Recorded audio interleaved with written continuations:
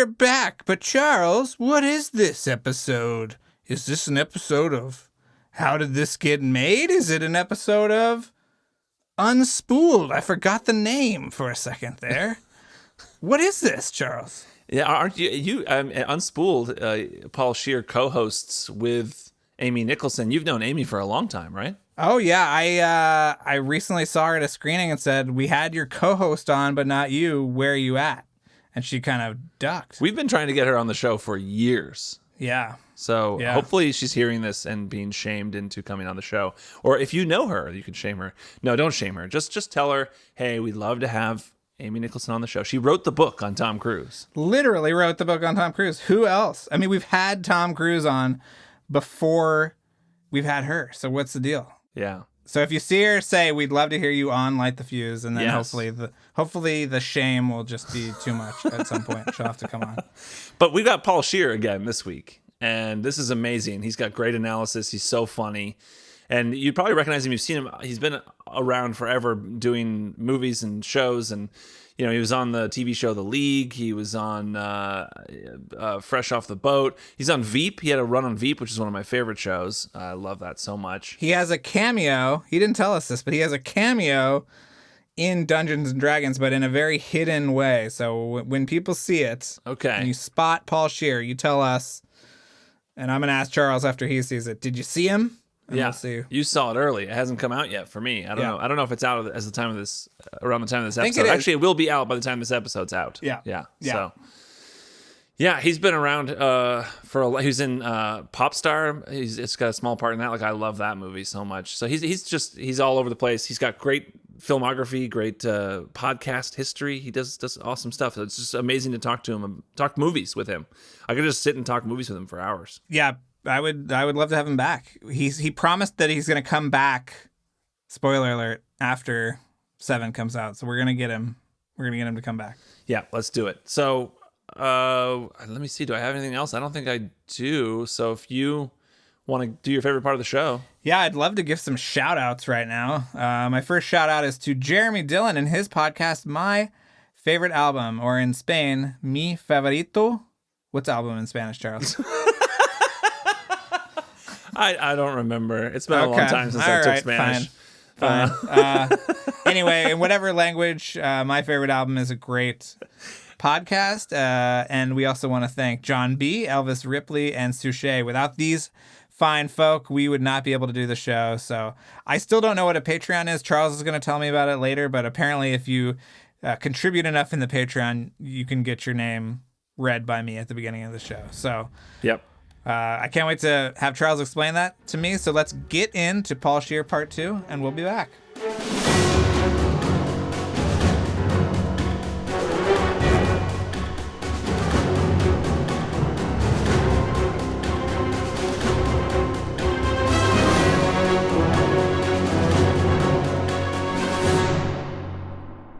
The sequel to Top Gun Maverick is going to be Mission Impossible. I mean, that's truly it. And it's going to be better. And then you're going to, he's a genius. Yeah. He's a damn genius, you know? Well, I think he and McQuarrie are trying to tap into something, not just to entertain an audience, but also to get somewhere emotionally with an audience. And I think they're trying to do that. They did it. Yes. They made us, they did that with Fallout to a certain extent. And I think they're trying to push more is what it sounds like. I totally agree. Which they did with Top Gun Maverick. And now I think they're going to do, and we'll see if they're able to reach that same audience that they did with Top Gun Maverick. And I think that we're in a culture that I think what we've proven is we want to be entertained. We want to have fun. And the way that he makes his movies, it feels like you saw something. Like you just didn't watch CGI. Like watching those plane scenes in Top Gun Maverick, I just saw the 8-minute trailer before I went to go see Doctor Strange. And it was just a sequence of the film where they're just the dogfight training sequence. And it was in IMAX. Like, I'm sorry, but Doctor Strange could not even live up to that. Like, I was like, well, all I thought about was that. Like, and it's like, you felt like I saw something that I've never seen. And and the fact that they're showing you him riding that motorcycle off the cliff and base jumping means that's not even probably the most exciting thing in the movie. Like, they're like, oh, we're in lead with this.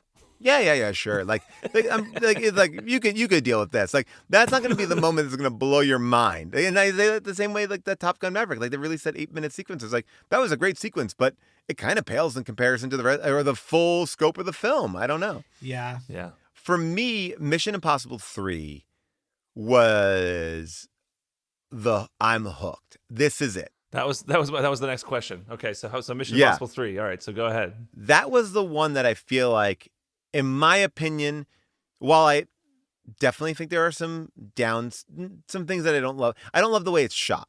I think it feels like a TV episode. I know that's probably what most people have said about that as well.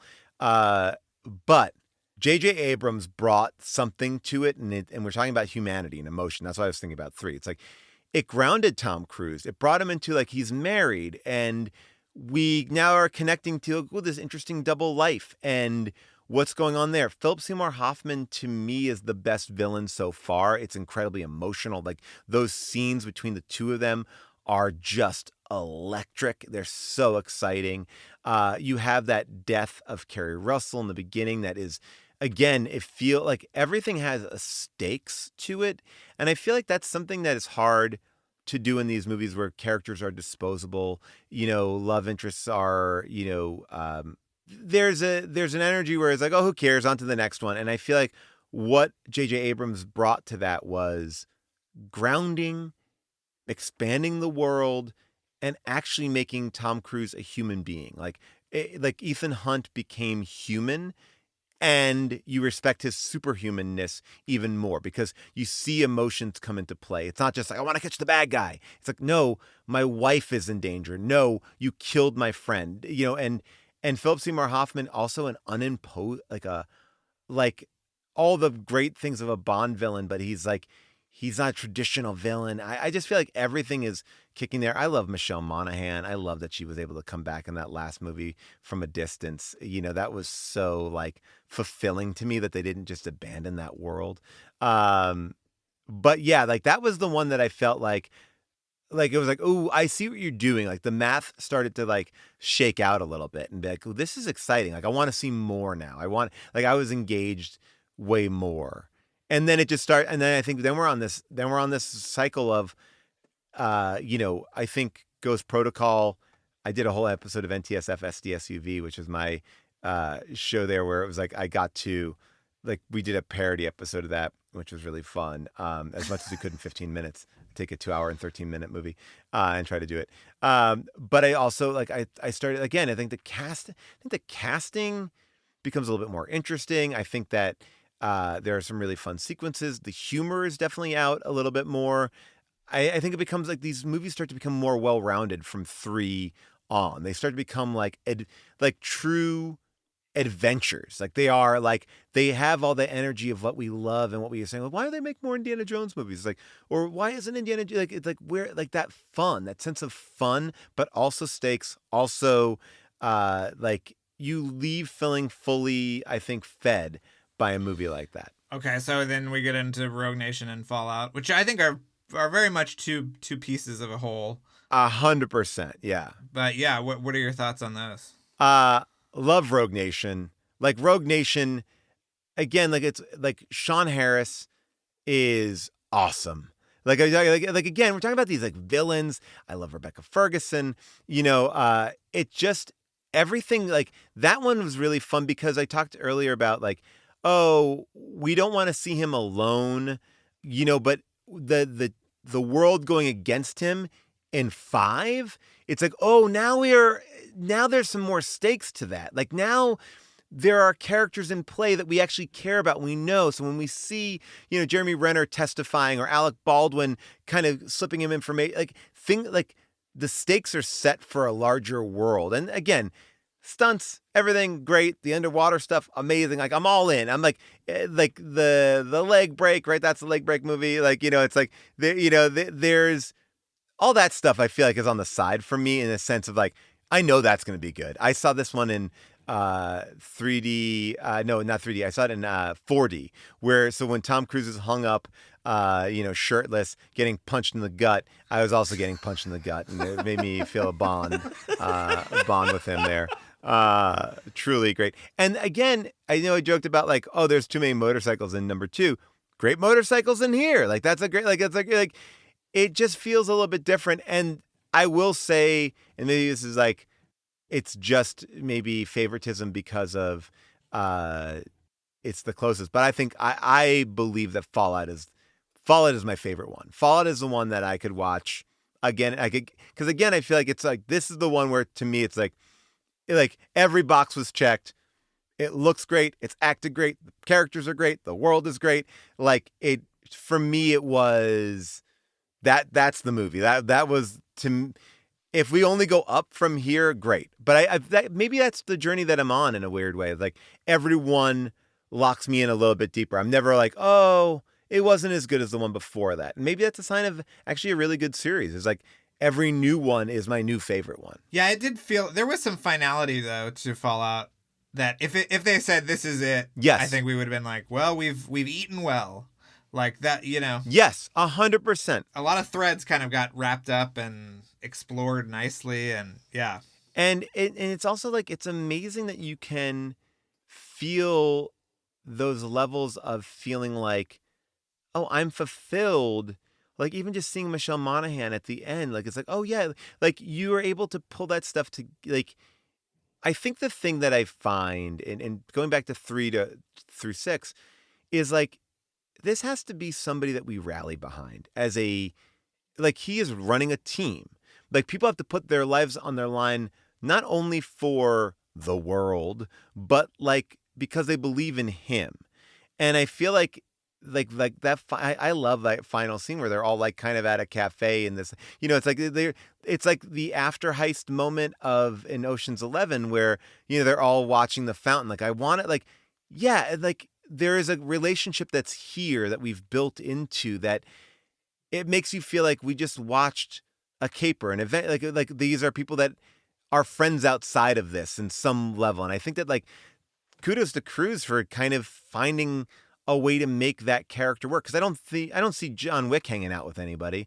I don't see like, except with the exception of that first scene in Taken where like, Liam Neeson's drinking red wine and steaks, traditional manly, meal of red wine and steak. Like, I don't see him as having friends. And I feel like there is like a little life back in him too. Like, it's a tough life, but I also feel like there's like, at least I got my friends. Yeah. Well, that really, and that whole team element, I feel like that was something that Brad Bird really wanted to emphasize. He wanted to make it the team thing, and I feel like that's really started with Ghost Protocol and has really taken on a whole thing now. And then extending that into Rogue Nation, where you put Benji in jeopardy at the end of the movie, and you realize what value you have in that. Yeah, that the audience really cares about Benji, and they don't want to see him in danger. Yeah, he doesn't become everyone loves Q and James Bond, but Benji, I feel like you actually care, you know who he is and you care about him a little bit more. And I feel like this franchise, I think, is a continual F you to James Bond.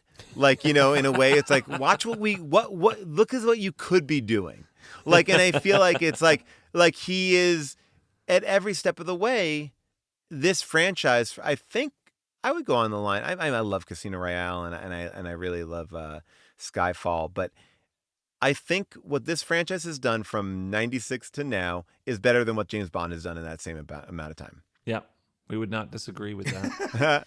Well, and Bird made the smart decision of pulling Benji out of the office, so you didn't have to have these stupid scenes where he's calling somebody and they're on the computer, and it's like, no, he's in the field now. All of these people are in the field. Well, this is the thing. It's like we talk about so if 3 adds humanity, right? To then and then 4 adds the team, and then that allows 5 and 6 to be the stakes to be higher, because not only the stakes, because there's that one is which is the one where they had the fight in the car parking lot at the end. That's 4.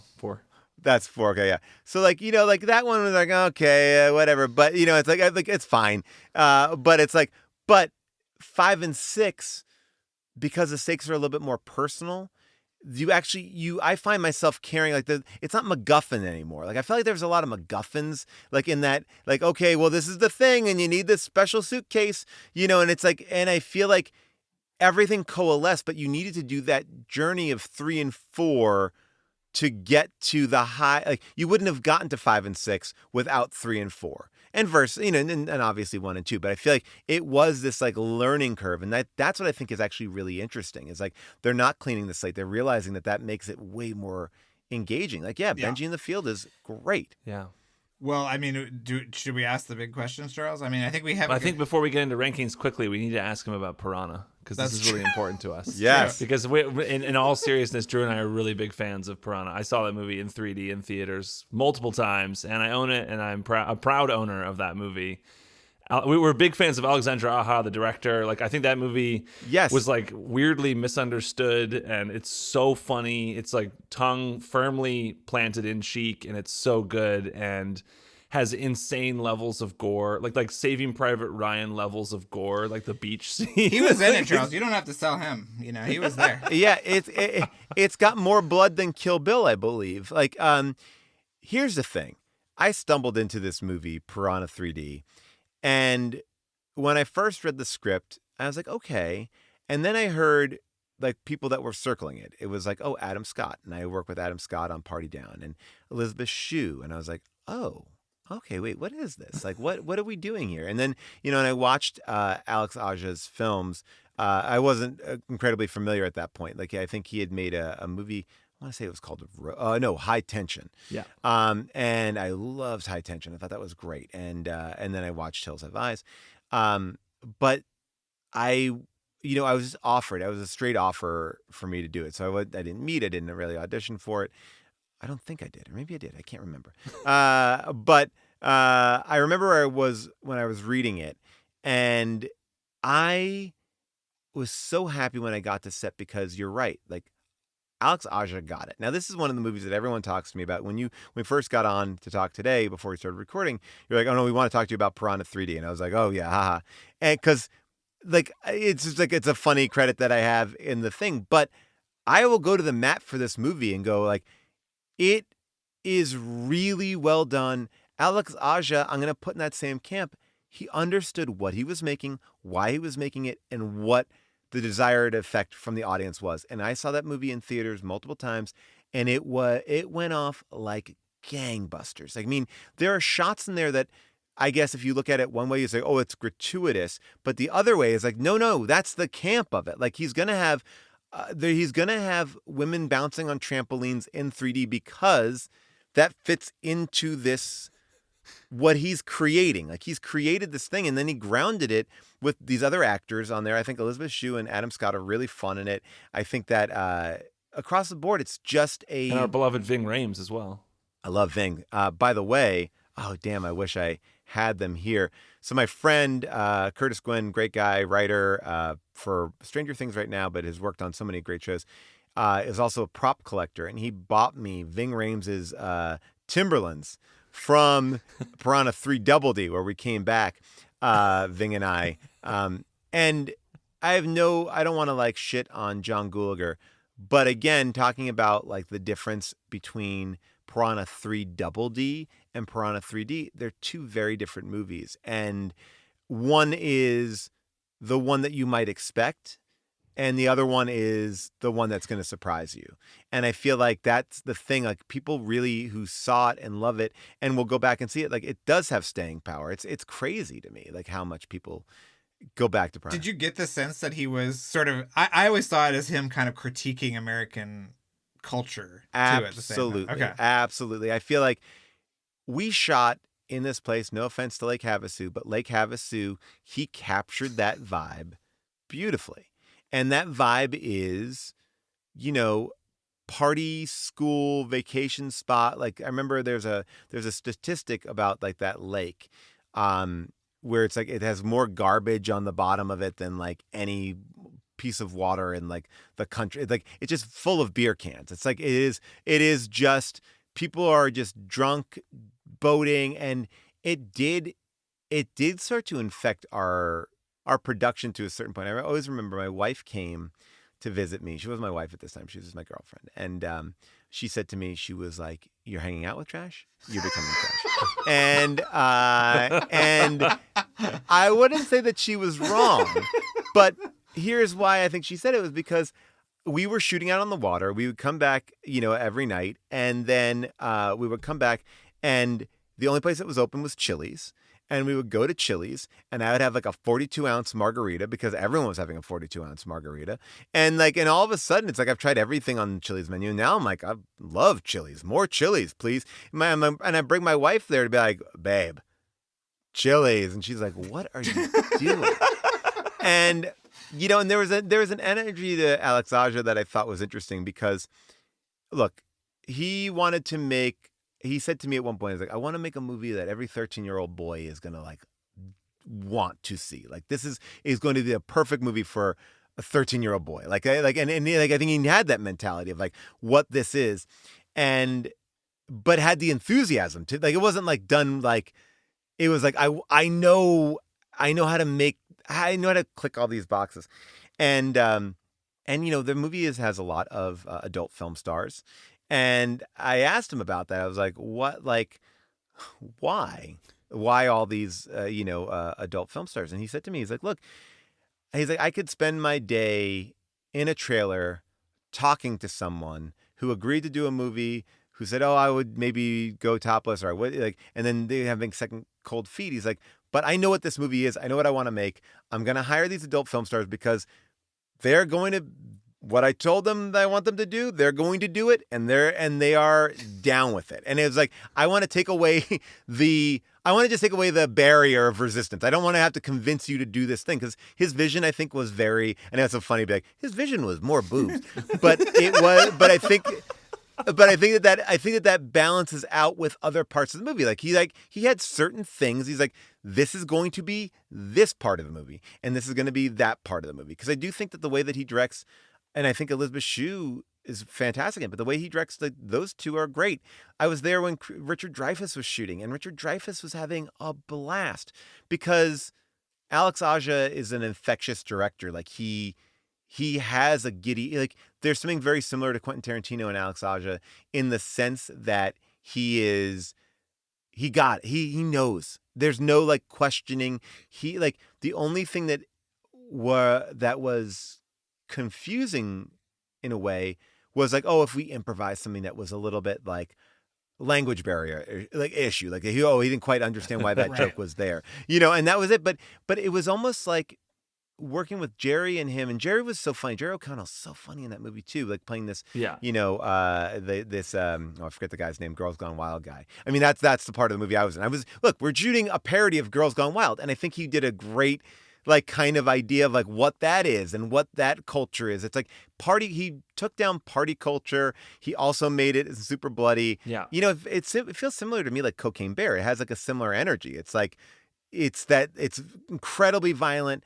But it was funny because he is a director that knew what he wanted and was very quiet. Got it. We got it. Move on. We got it. Move on. You never saw him seem stressed, never seemed out of he just felt like he was in the zone at all times. So, and again, a $24 million movie that made $83 million. And here's a little secret that you may not know. The studio wanted him to come back for a sequel. Let's go back and do a sequel. And because there were things in their contract that would be a quote would be higher, they realized, oh, it's too expensive to do a sequel. Let's not involve them. We'll just we'll call it Piranha 3 Double D, and we'll say it's a sequel to the original Piranha that we own the rights to, so we don't have to pay an overage. And this is this is a Weinstein company or Dimension, whatever it is. This was a move to save money so they wouldn't have to pay anyone a higher rate. And then they were so excited that Ving and I were back in it because by the mere virtue that we were in it, allowed it to technically be a sequel. And then I think everyone did get paid, but they were trying to snake it around the system to be it's not really a sequel of Piranha 3D. This is a standalone that has nothing to do with it. Wow. So you got him paid, at least. Yeah, Alex Aja got paid. And I'm kind of I look at his career right now, and this movie was in 2010, and I'm surprised that he hasn't been able, he made the movie that I loved in 2019, Crawl. Oh my God. Which is also Crawl great. Is so great. Crawl is, it's an alligator movie. It's and it's, and I just hopefully he'll make he'll continue to make these movies that are these kind of really fun, big movies. Yeah. But I have a lot of love for my experience there. I have a lot of stories I can never tell out loud. Or on a podcast, and I'm thinking like 5 of them I want to tell you, but I can't. But every element of it was truly like, when I look back up my career, which hopefully will continue to go on, but it is a highlight. It is a highlight, and for so many reasons. And part of it was just living in a hotel in Lake Havasu, Arizona, for a couple months, and wow, crazy. Love that. It's also a movie. You hear all these filmmakers go like, I was really inspired by Gremlins and Tremors, and you watch the movie and you're like, have you seen them? Like this does not look anything like it. And I feel like Piranha really captured that kind of like crazy creature energy of these movies in a way that few since have. Yeah. Well, and this has been my thing. I talk about this with Megan and Plane, and I'll even put Cocaine Bear there too. This is like, can't we just have fun? Can't we have these movies that are fun? I think A24, I love A24. I love what they do, but that's not the only kind of horror that you can make, right? There's like, it's like, and in the same way, like Mission Impossible, I love Mission Impossible, but that's not the only type of action you can make. You can make Gerard Butler choking some dude out, in Plane, and then make that a 5-minute scene where it's like a sloppy, dirty fight that's not super choreographed, and I'm there for it, right? And I feel like, I hope maybe this post-pandemic and fear of being released into cinemas, like, let's do lower budget stuff, will lead us back to fun creature. Like Megan is a robot doll who's ripping kids' earlobes off. It rules. Yeah. Yes, it rules. Like, we don't have to be snotty about it. And I'm gonna go enjoy the hell out of whatever Ari Aster movie is gonna come out too. But I also want to just have one where it is just like a robot girl, like doing crazy dancing and slicing a guy in half. I don't care. Ain't you proud? Well, I know we're over time, and I know you have 1,000 things to do. So, all right, let's get your rankings. All right, I think I probably have revealed them a little bit to you, but I will say 6, 5, 3, 4, 1, 2. Wow. Okay. Ghost Protocol, a little low for our liking. A little low. I like it, and I think maybe you also kind of swayed me on it when you said, "Oh, the Brad Bird," and I was like, maybe it is, but like it is one that I really do like a lot. But if I'm going 6, 5, 4, I have no problem with 6, 5, 4, and then I do think that the connection to, like, I would almost put 6, 5, 3, but I think 4 might be a little bit better. But 6, 5. I just can't. Philip Seymour Hoffman to me is really amazing, and I love that performance. I would want it to be elevated. I know that it's not like the most. Maybe I will go 6, 5, 3, 4. 6, 5, 3, 6, 5, 3, 4, 1, 2. Okay. I'm amending it. Okay. All right. Hey.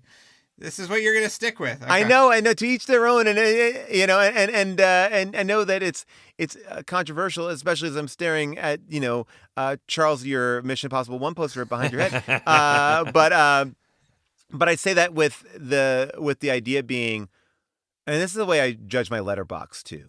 Like, I know a lot of people put a lot of stuff. Do you guys on Letterboxd? We're not. People have asked us a lot to get on Letterboxd, but yeah. Please get on Letterboxd. It's so much fun. I am not invested in Letterboxd at all, but I'll tell you what I love about Letterboxd.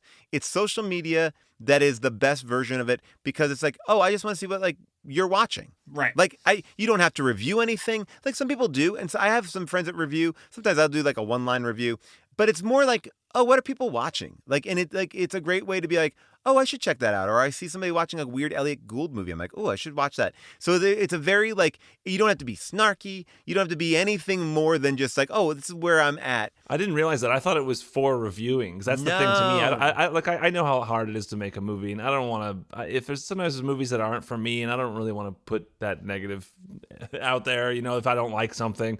So I don't want to put those reviews. Well, you can put a star review, or you can write something. You can put a star review. You can write something, or you can just log that you watched it. Yeah, and that's it. And logging that you watched it, like, to me, like, I agree with you. Like, I have opinions that I would always share privately that I'm never going to put out in a public form. Yes, I do a show called How Did This Get Made?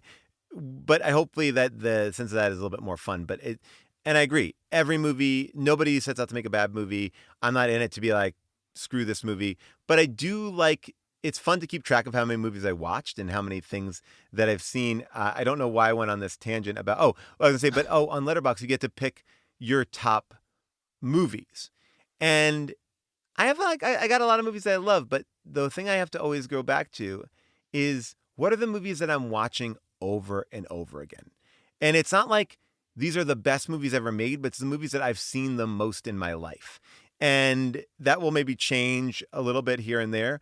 But that's how I judge like the best movies. They're the best movies for me because I go back to them. So I probably will, out of all the Mission Impossibles, I will put on 6 first. And then I've done it with my kids where I've just shown them cool sequences because I think it's maybe a little bit too adult for them at certain points. So I've like just shown, and they freak out. And it's so fun. So I definitely do a lot of chapter jumping in there. Well, I'm glad you're raising future Mission Impossible fanatics. So. Yeah. Oh, yeah, you have to. I mean, they're going to be around way after I'm gone, I feel, with Tom Cruise oddly still in the lead. How old are they?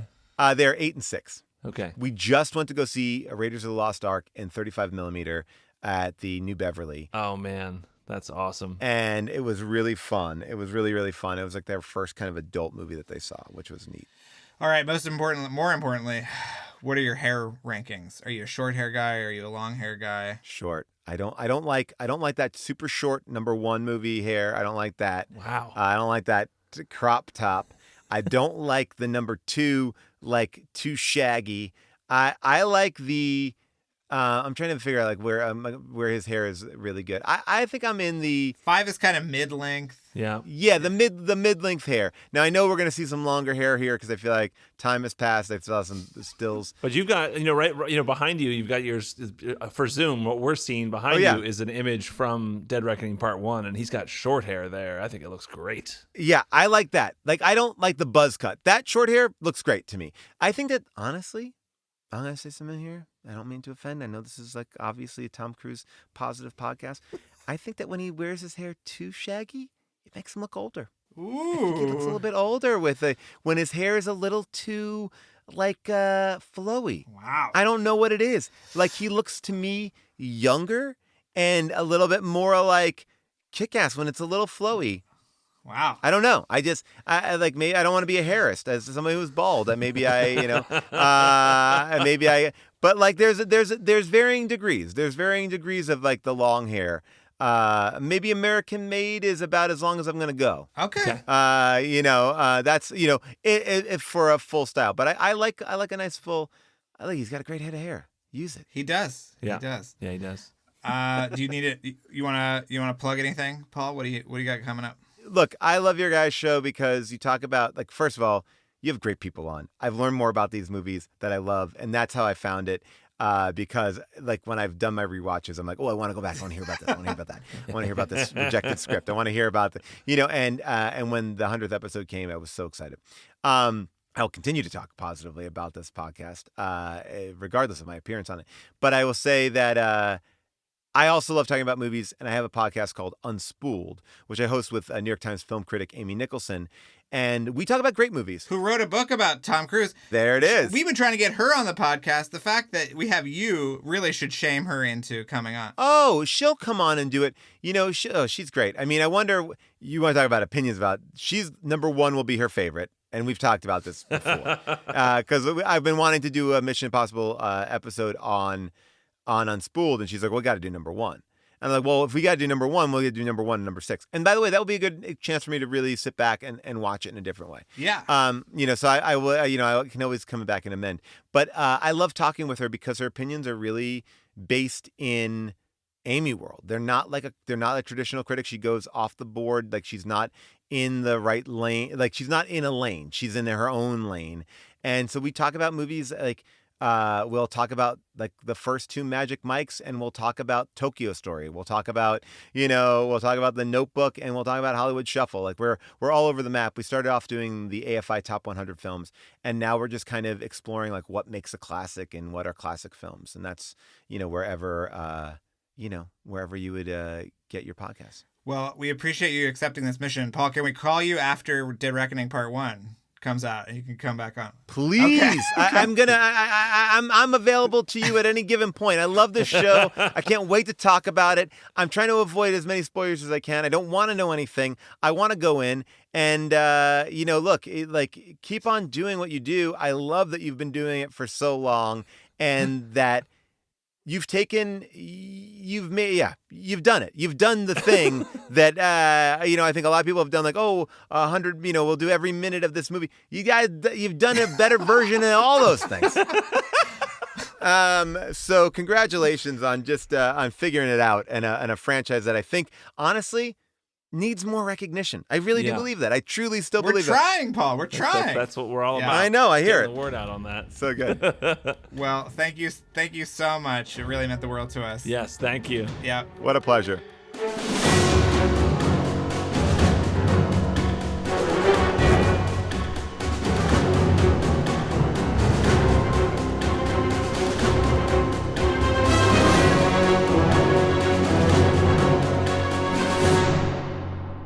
Oh, we're back. Yes, we are. We are back. Did I just turn into a horse for a second? I'm always I can't wait to hear what you're going to do when we come back from the interview. It's just such a delight, It's great. Yeah, right. So it was great to talk movies with Paul, and Tom Cruise's career and the Mission Impossible movies is all great. And I was, of course, thrilled, and I'm sure you were as well, to talk to him about Piranha 3D, which I still am like. I'm like, people, I feel like, just wrote that movie off and did not. I actually think it do okay. It must have, because they made a sequel. Yeah, it did okay. I mean, it had no sort of marketing or pre-release anything. But nobody talks about it. I feel like people caught on to Crawl, and they do talk about Crawl, but they don't talk about Piranha 3D enough. I just feel like exactly what Paul was talking about. Aja, he knew what he was doing when he was directing this movie. It's a satire, and it is so much fun. It's so over the top, and it's crazy, and so hilarious and wonderful. And I love that movie. So it was awesome to talk about it. I think about when his wife told him, "These people are trash, and you're trash." I think about that like once a day, just as I'm walking the dog or something. And his wife is a very accomplished actor as well. His wife does the show with him, right? How Did This Get Made? Yeah, she does. How Did This Get Made? Yeah, June Diane Raphael. Yeah, and she is awesome. I mean, she's a small part in one of my favorite shows, Party Down. She was in that, and she's also in so many amazing things and amazing projects and great roles for forever. She's been around, so it's awesome. Yeah, to hear that story that she said that, I could totally picture her saying that. Yeah, it was pretty amazing. Actually, she's also, maybe the biggest thing I should have said, is one of our favorite movies. She's in Zodiac. She is in Zodiac. That's right. Yeah. So, I mean, she's got amazing range. I mean, she plays Toski's wife, so Mark Ruffalo's wife in Zodiac. Yes. So, awesome. Yeah. What else? I guess that's it for me on this, and we've got great interviews lined up that are hopefully have happened by the time this episode comes out, and so no matter what, we'll have another episode for you next Friday. So whatever it is, I'm sure it's going to be great. And I want to give a special thank you to Jacob from Holland and Sonia Miranda for making this episode possible, and also want to tell everybody that if you want to get a special thank you, you can sign up for our Patreon. And Drew, this goes for Drew. Maybe you should sign up for the Patreon. We could use every dollar we need. But what is Patreon? It's a way to support an artistic endeavor. I assume it's only artistic endeavors. I haven't really explored other Patreons too much. But in our case, there might be some dark Patreons out there. Yeah. There's some dark. There might be a Patreon out there that someone started to get us to stop making our show. Yeah, that's true. So don't sign up for that Patreon. Sign up for the one that supports Light the Fuse, not the one that's trying to end Light the Fuse. Not the anti-Light the Fuse. Yeah. So patreon.com/lightthefuse. You can sign up at the bonus content level and hear us talk about movies and everything related to Mission Impossible and other franchises and things. Every week we do it. And you also can sign up at higher levels and be a part of our monthly Zoom chat. You can get thank yous and episodes and etc., all that kind of stuff. So please sign up, and we would really appreciate that. What else, Drew? Well, I want to encourage everybody to follow us on social media at Light the Fuse Pod on Instagram and Twitter. And, just just remember to like, subscribe, rate, and review wherever you're listening to this, and just tell people about it. I think the buzz is starting to really build for part 1 coming out this summer. So I feel like we're a good stop if you're trying to build that buzz, trying to get that excitement going. So, send them our way. That's all we're saying. Send them our way. Yes, please do. And also quickly, just want to say, I want to credit our editor and mixer, Luke Burson, and our composer, Kevin Blumenfeld, for his legally dissimilar music. That is it's mostly legally dissimilar. Well, we'll be back next week with something. Yeah. And be sure to come on back.